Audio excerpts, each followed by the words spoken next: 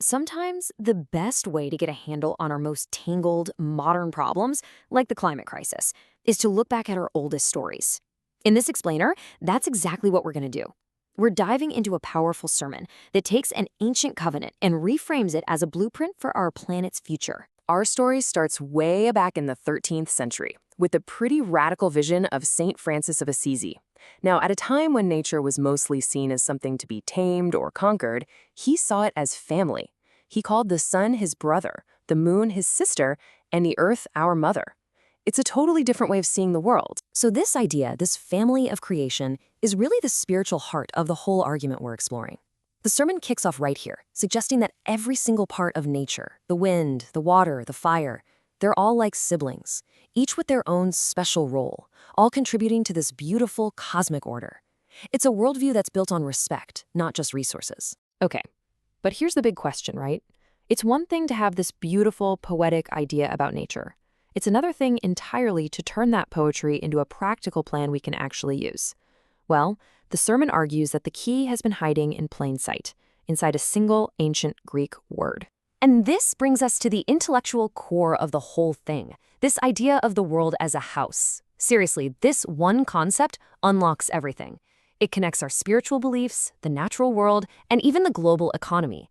And it all starts with this one word, oikos. So the word is oikos. It's the ancient Greek for house or home.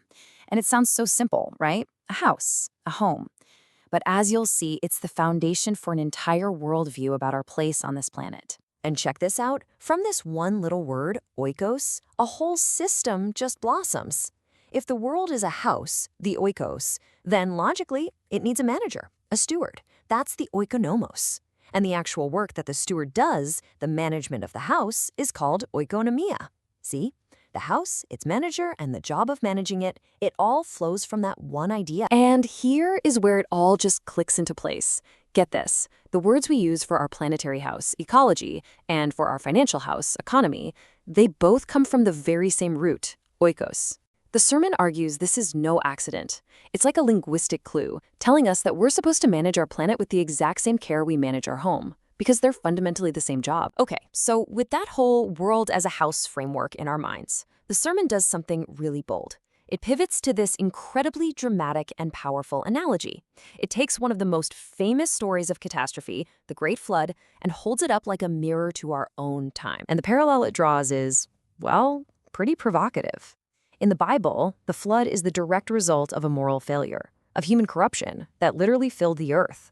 The sermon then argues that today, our climate crisis springs from a very similar moral failure: runaway greed, endless overconsumption, and the systemic trashing of our planetary home. And that warning from the book of Genesis is just chillingly absolute. It's not just about a bad storm. It's talking about total destruction, about the entire system of life unraveling. It's a story about what happens when you push a system past its breaking point. And to bring that ancient warning right into our present reality, the sermon points to our own modern red line. The IPCC, the world's top climate scientists, have given us a number, 1.5 degrees Celsius. That's our threshold.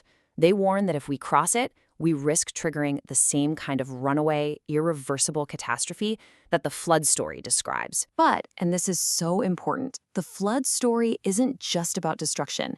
It's also about survival and a new beginning. And this is where the sermon finds its real message of hope, by taking a closer look at what Noah's mission and the covenant he made was really all about. Most of us think of Noah's Ark as the story of saving the human family, right? But the sermon makes a powerful argument that this is a misreading. That was only part of the mission.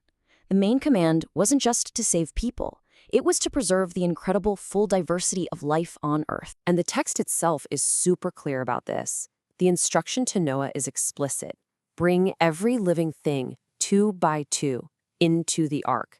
And why? The text tells us, to keep them alive with you. This was a shared mission. It puts humanity in partnership with all of creation for survival. And notice that little phrase that keeps popping up, according to its kind.